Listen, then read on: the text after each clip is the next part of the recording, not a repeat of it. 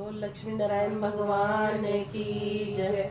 ओम नमो भगवते वासुदेवाय। ओम नमो भगवते वासुदेवाय।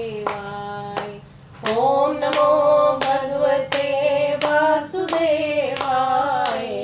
ओम नमो भगवते वासुदेवाय। ओम नमो भगवते वासुदेवाय। जैसा कि आज आप सभी जानते हैं कि आज करवा चौथ है। करवा चौथ की हमारी सब बहनों को, सुहागिनों को बहुत बहुत मुबारक हो। और अब हम आज की कथा पढ़ते हैं। नारद जी ने कहा, ऐसा कहकर भगवान विष्णु मछली का रूप धारण करके आकाश से जल में गिरे। उस समय विंध्याचल पर्वत पर तप कर रहे महर्षि कश्यप अपनी अंजलि में जल लेकर खड़े थे। भगवान उनकी अंजलि में जा गिरे।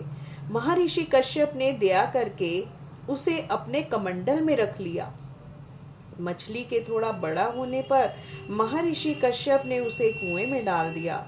जब वह मछली कुएं में भी न समा पाई तो उन्होंने उसे तालाब में डाल दिया। जब वह तालाब में भी न आ सकी तो उन्होंने समुद्र में डाल दिया। वह मछली वहां भी बढ़ने लगी। फिर मत्स्य रूपी भगवान विष्णु ने इस शंखासुर का वध किया और शंखासुर को हाथ में लेकर बद्री वन में आ गए। वहां उन्होंने संपूर्ण ऋषियों को बुलाकर इस प्रकार आदेश दिया, मुनीश्वरों, तुम जल के भीतर बिखरे हुए वेद मंत्रों की खोज करो और जितनी जल्दी हो सके उन्हें सागर के जल से बाहर निकाल लाओ। तब तक मैं देवताओं के साथ प्रयाग में ठहरता हूँ।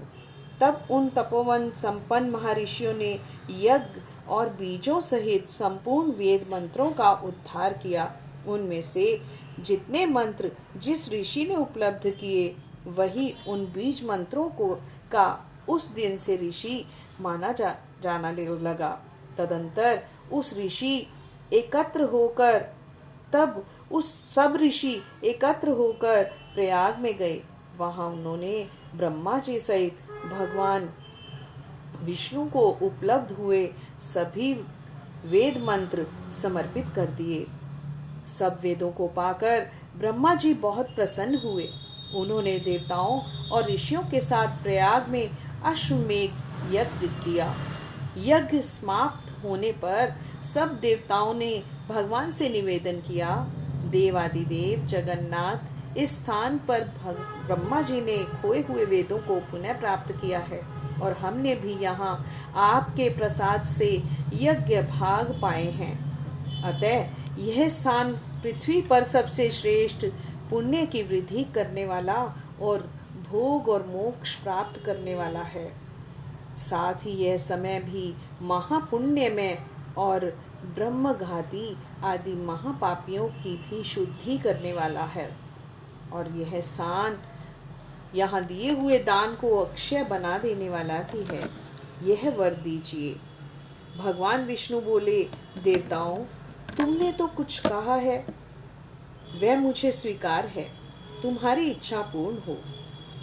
आज से यह स्थान ब्रह्म क्षेत्र के नाम से प्रसिद्ध होगा। सूर्य वंश में उत्पन्न राजा भागीरथ यहाँ गंगा को ले आएंगे और वह यहाँ सूर्य कन्या यमुना से मिलेगी। ब्रह्मा जी और तुम सब देवता मेरे साथ यहाँ निवास करो। आज से यह तीर्थराज के नाम से विख्यात होगा। तीर्थराज के दर्शन से तत्काल सब पाप नष्ट हो जाएंगे। जब सूर्य मकर राशि में स्थित होंगे उस समय यहाँ स्नान करने वाले मनुष्यों के सब पापों का यह तीर्थ नाश करेगा। ये काल भी मनुष्यों के लिए सदा महान पुण्य फल देने वाला होगा। माघ में सूर्य के मकर राशि में स्थित होने पर यहाँ स्नान करने से सालोक्य आदि फल प्राप्त होंगे। देवादिदेव भगवान विष्णु देवताओं से ऐसा कहकर ब्रह्मा जी के साथ वहीं अंतर ध्यान हो गए। तत्पश्चात इंद्र आदि देवता भी अपने अंश से प्रयाग में रहते हुए वहां से अंतर ध्यान हो गए। जो मनुष्य कार्तिक में तुलसी जी की जड़ के समीप श्री हरि का पूजन करता है वह इस लोक में संपूर्ण भोगों का उपभोग करके अंत में वैकुंठ धाम को प्राप्त हो जाता है। बोल लक्ष्मी नारायण भगवान की जय। बोलो कार्तिक महात्म की जय। भजमन नारायण नारायण नारायण श्रीमन नारायण नारायण नारायण लक्ष्मी नारायण